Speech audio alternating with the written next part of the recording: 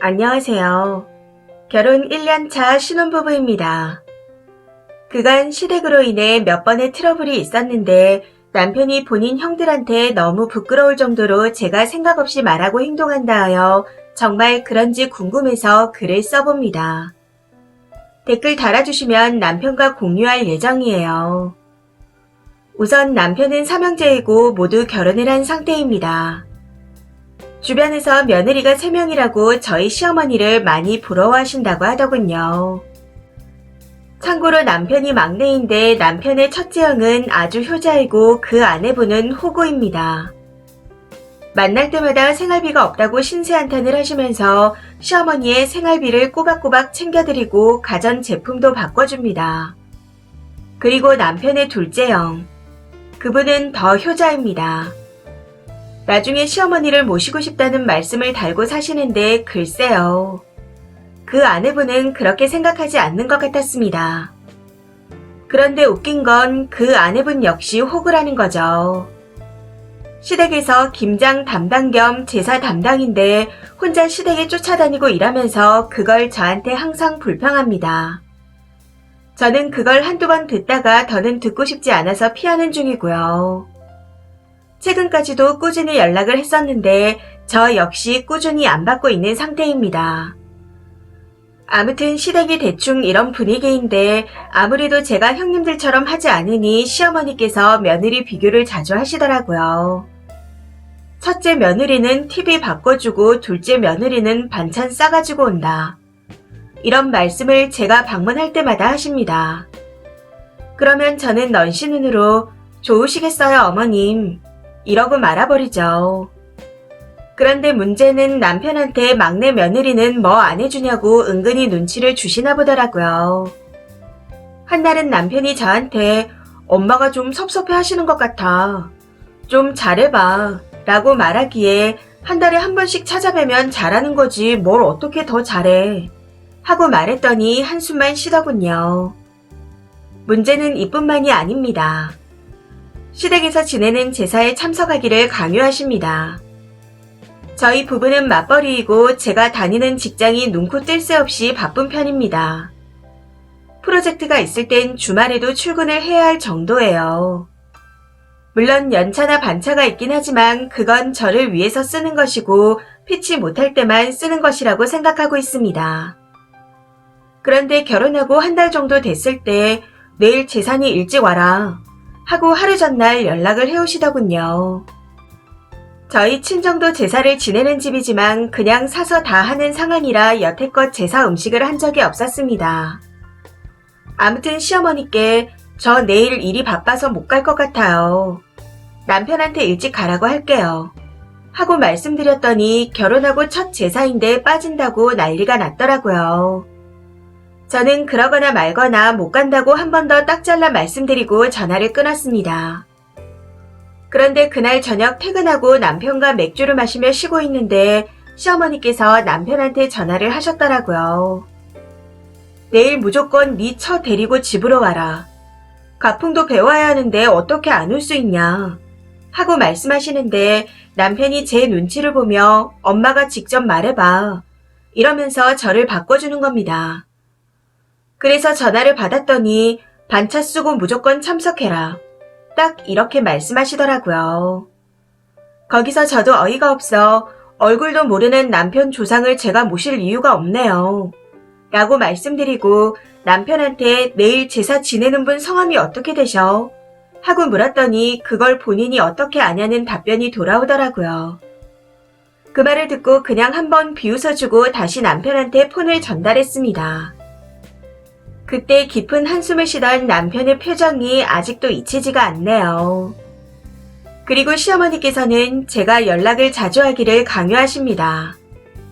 한날 퇴근하고 집에 갔더니 엄마가 네 연락 기다리고 계셔 하고 말하기에 중요한 건 줄 알고 바로 연락드렸습니다. 그런데 전화를 받자마자 안부도 안 물어본다고 웃으면서 눈치를 주시더라고요. 황당해서 안부는 남편을 통해서 듣고 있다. 건강하신 거 아니냐 하고 말씀드렸더니 그렇다고 어떻게 연락을 안 하냐.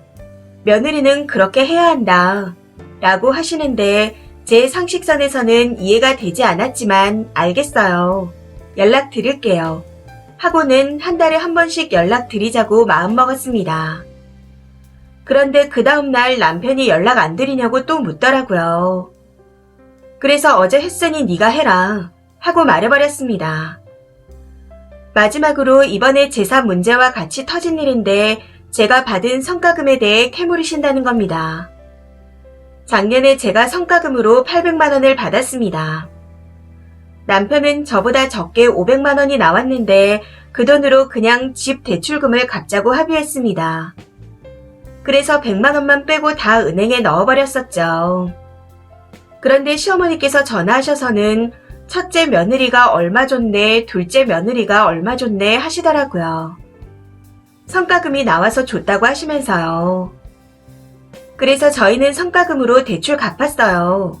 하고 말씀드렸더니 너 참 정 없다. 이러시는 겁니다. 그 말을 듣는데 내 돈 내가 마음대로 못 쓰나 하는 생각에 기분이 나빠져서 어머니는 너무 돈을 강요하시네요. 저 힘들어요. 딱 이렇게 말하고는 끊어버렸습니다. 그랬더니 그날 저녁에 남편이 씩씩대며 너 우리 엄마한테 뭐라고 했냐? 하고 화를 내더라고요. 어머님이 전화하셔서 나한테 용돈 달라고 하시던데 하고 말했더니 아 그랬어. 그건 미안. 근데 너도 말이 너무 심했으니 사과해. 이러더라고요. 그래서 당시 통화 내용 녹음한 게 있으니 들어보라고 들려줬는데 다 듣고 난 후 고개를 푹 숙이며 엄마도 좀 그런데 너도 좀 그렇다 하고 말하는 겁니다. 사실 이때 너무 기가 차고 어이가 없었지만 싸우고 싶지 않아 그냥저냥 넘어갔었는데 오늘 또 제사에 참석하라는 시어머니의 연락을 받게 되었습니다. 그걸 계기로 쌓였던 게 터져서 제가 먼저 남편에게 시비를 걸어 싸움을 유도했어요. 어머니한테 전화 왔어. 이미 안 한다고 작년에 얘기 끝난 거 아니야? 하면서 짜증을 냈더니 한번 참석할 수도 있지 어떻게 그렇게 매번 분란만 만드냐. 진짜 형들 보기 창피하다. 이러더라고요. 그래서 왜? 네가 형들보다 돈을 못 벌어서? 하고 물었습니다. 그랬더니 그 얘기가 왜 나오냐. 형수님들은 엄마한테 잘해주는데 넌 한 번이라도 제사나 생신상 차려드린 적 있었냐? 하며 화를 내더라고요. 그래서 제사는 너도 이름 모르는 조상님인데 내가 챙길 의무는 없다. 생신상도 널 낳아줬으니 너가 챙겨야 하는 거 아니냐. 나도 우리 엄마 생신상은 내가 차린다 했더니 할 말이 없는지 갑자기 성과급 이야기를 하는 겁니다. 성과급 나왔을 때 그냥 조금 드릴 수 있는 거 아니었냐. 형들은 성과급 나온 거 절반씩 드렸다더라 하면서요. 그 말을 본인 성과금에서 드리지 그랬냐 했더니 저한테 또 정이 없답니다. 남편이고 시어머니고 돈 얘기만 나오면 무슨 정타령을 그리도 하는지. 하여튼 여기서부터 정말 빡쳐서 내가 너한테 팔려온 거냐. 너보다 떨리는 조건 하나도 없다. 대학도 일본에서 좋은 학교 나왔고 연봉도 앞자리수가 차이날 정도로 내가 더 높다. 비록 원룸 오피스텔이지만 이거 내 거고 넌 여기에 몸만 들어왔다. 너가 결혼했을 때 했던 건 결혼식 비용밖에 없었다. 하고 질러버렸습니다. 그랬더니 그걸 일일이 계산했냐. 쪼잔하다. 그리고 성과금은 오피스텔 갚는데 다 쓰지 않았냐. 이제 너만 소유한 오피스텔이 아니다. 이러는 겁니다. 성과급 500만 원으로 대출금 같이 갚았다고 본인도 오피스텔에 대한 권리가 있다고 말하는데 정말 기가 차고 어이가 없었습니다. 그래서 그래 좋다. 그 500 당장 돌려주겠다. 더 이상 말하기 싫으니 이혼하자. 넌 그냥 몸만 나가면 된다. 하고 말했습니다. 남편은 아무 말 없이 잠시 동안 저를 쳐다보다가 나가버리더라고요. 아무래도 시가로 간 것 같은데 아직까지는 아무 연락이 없습니다. 내일이면 시어머니께서 전화를 해오실 듯 하네요. 사실 제가 여기서 잘못한 게 있다고는 생각하지 않습니다. 그래도 혹시나 하는 생각에 물어봐요. 여기서 제가 잘못한 게 있나요? 댓글 부탁드립니다. 댓글입니다. 첫 번째. 케바케지만 제가 본 아들만 있는 집은 꼭 이렇더라고요. 지들은 아무것도 안 하려 하고 아내들을 경쟁시키며 비교하고 그냥 전국 노예 대잔치입니다. 두 번째. 남편이 거지에다 병신이기까지 하네요. 시부모 전화 오건 말건 버려요. 저런 걸 어찌 데리고 사나요? 데리고 살면 아까운 시간이 지날수록 쓰니만 호구 바보가 될 겁니다. 세 번째. 연애 시절 싹이 보였을 텐데 저런 놈이랑 어쩌다 결혼을 하셨나요? 이렇게나 똑부러지는 분인데 너무 안타깝습니다. 하루빨리 정리하세요. 주변 시선이나 친정 부모님 마음 아플 거 생각하지 말고요. 네 번째. 딱히 증거 모을 것도 없겠어요. 그동안 통화 내역, 통화 내용, 카톡 있을 테니 그거 들고 상담받고 빨리 움직여요. 생각이 있다면 빨리빨리 움직여서 시모까지 같이 소송 걸 수 있나도 알아보세요. 다섯 번째.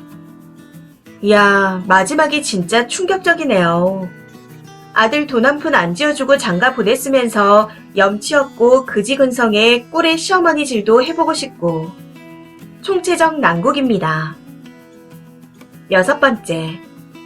시모 전화 오면 네, 그냥 아드님을 반납하겠습니다 하고 차단하세요. 두 며느리들이 호구니 님도 호구로 길들이려고 한 겁니다. 그러다 잘 안되니 지랄병이 돈 것 같은데 남편이 해온 거 싹 정리해서 시가의 킥으로 돌려보내세요. 일곱 번째. 이건 뭐 이혼밖에 답이 없는 것 같습니다. 남편이 저러니 지 엄마한테 효도할 여자를 바라고 결혼을 한 거네요. 변호사 상담 받으시고 시모한테 위자료 청구도 하세요. 이 사연은 여기까지입니다. 시청해주셔서 감사합니다.